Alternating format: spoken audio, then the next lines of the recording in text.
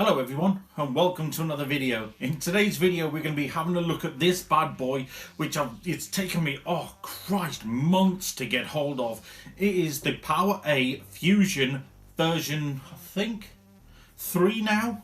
2 or 3, one of the two, but it's the latest version and I'm itching to get inside it. So without further ado, let's get going. So bring out the trusty Karambit. This open and there, quite nice, isn't it? Yeah, I got it from a company which Insatiable Computers or something or other like that, but I will be doing a review video on it. I just needed it to get into here, so stay tuned for that one. But we've broken the seals, so let's have a look inside here. As you know, by the box, this is for the Xbox One. It does have the Pro buttons on as well, and it does have very similar features to the Xbox One Elite. I mean this by the thumbsticks are interchangeable, and it does have buttons on the rear.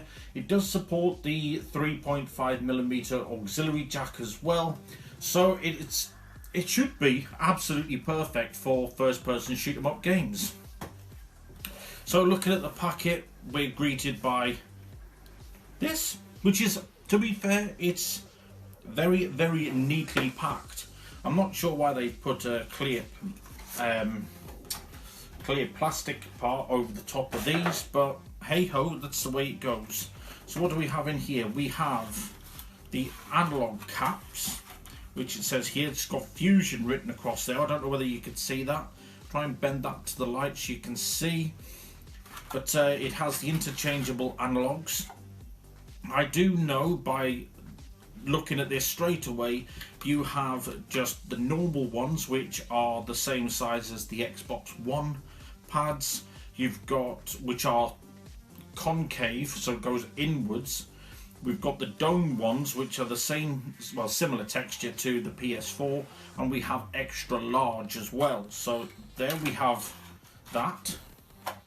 So what do we have in here? So we have another little information pack. It's got a nice big A symbol on there, and on the back Fusion with the information. So what do we have in this little bit? So we have the user manual, ta-da,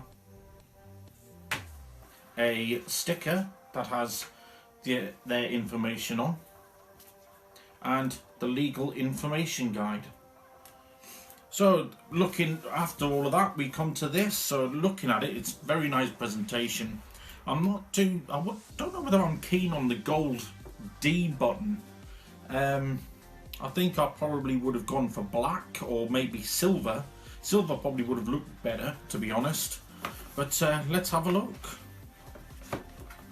So opening this little bit here, it is a wired controller. It's a bit of a fiddly packaging, to be perfectly honest with you. Okay, so that's finally out. We do have a rather long braided cable with the breakaway, which this was something we saw on the Xbox 360. It's just in case someone goes past and trips over your wire, it automatically breaks away to stop the console being pulled off of where it's sat, etc, etc. So obviously you need to, like the 360, you need to be careful and make sure you're putting it back in the right place. So if you look on here, it has a little line, and on this it has a little dot. So you line the line and the dot up together. Sorry, the line, yeah, there's a little dot there. You might be able to pick that up, and the little line there. So line them up and it pushes straight back together. This is a 1.5 to 2 meter braided cable. It is in like a black and grey, it looks more like a carbon fibre effect, which is quite nice. I do like the look of it, guys. If you have a look there, it comes in this nice Velcro strap as well. Happy days. Okay, so moving on to the pad itself. It's got a nice weight to it. It's not over heavy. It's not as heavy as the Xbox One Elite, but I wouldn't say it's lightweight like a normal third-party controller would be. So I would probably say, yeah, it's definitely the same sort of weight you would expect from an official Xbox One controller. So looking at the controller here, okay, we can see that it has this grip design down here, which, to be honest, it's made of plastic, okay, but don't get me wrong, you would think straight away, oh, that's not going to actually have much grip, but it works. I don't know how, but it works. Okay, it does have quite a surprising amount of grip. Okay, so looking at here, we have the buttons, obviously the X, Y, B and A, which are a little bit clicky, but they actually do have a good amount of spring in them. The analog sticks are actually not bad.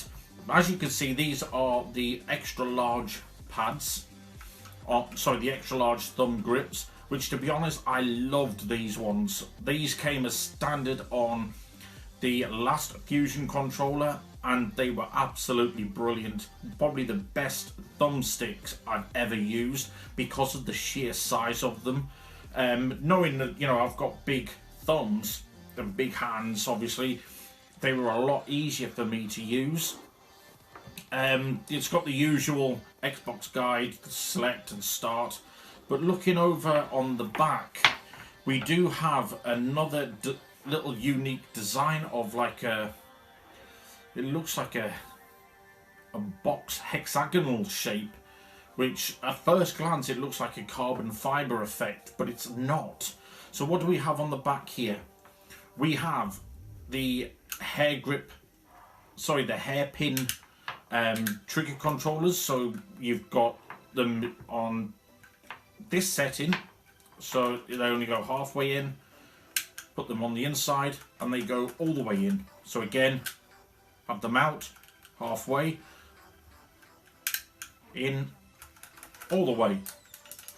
Okay, feeling the triggers, these are quite normal. Okay, they feel very, very standard. A lot of spring, a lot of them are very, very quiet.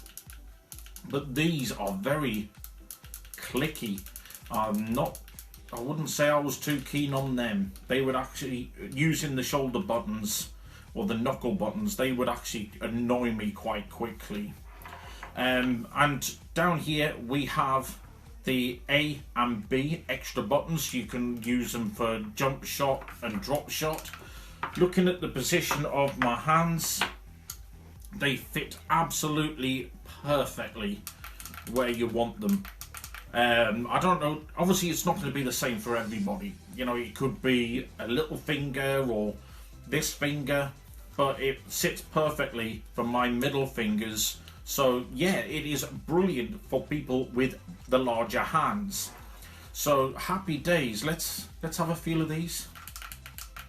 They are loud and they are clicky. However, unlike the previous Fusion controller, these do feel a lot more secure. On the previous one, they had like a trigger mechanism inside, like you would see for the actual trigger buttons up here. So after a while, one of mine actually broke. So these actually feel like they've got the button mechanism directly underneath this outer button, which is going to be a lot better. Obviously, I did see some lag issues with the old design, so hopefully that should fix that problem. Okay, so looking at the back here, we have a remap button, which you'll be able to change these. You could have, for example, if you wanted a jump shot or a drop shot and reload, or whatever, you can program, remap these buttons to whatever other button you would like. So you could have them as extra triggers or extra knuckle buttons. Instead of clicking on these annoying clicky knuckle buttons, you could set them for, you know, the LB and RB, or you could set them up for like the Y, X, B or A. But you know, it is customizable to quite a degree. Looking at the front here, I do like the little touch of the PowerA logo here, which is absolutely brilliant. So, you know, it's going to have a lot of attention if you were to take this to possibly a tournament or a LAN party or something, because it is compatible with your PC and it is Windows 10 ready, so you should be able to just plug it in and away you go. So there we have it, guys, the unboxing for the Fusion version 3. Okay, well, 2 or 3, it's one of the two, but it's it's the latest version. So guys, that's all we have time for today, I'm afraid. If you did enjoy the video, give it a thumbs up. If you didn't, feel free to give it a thumbs down. But why not subscribe to the channel for more awesome content just like this one. So until next time, I've been Jezy. You've been awesome as always. I'll see you in the next video. Bye.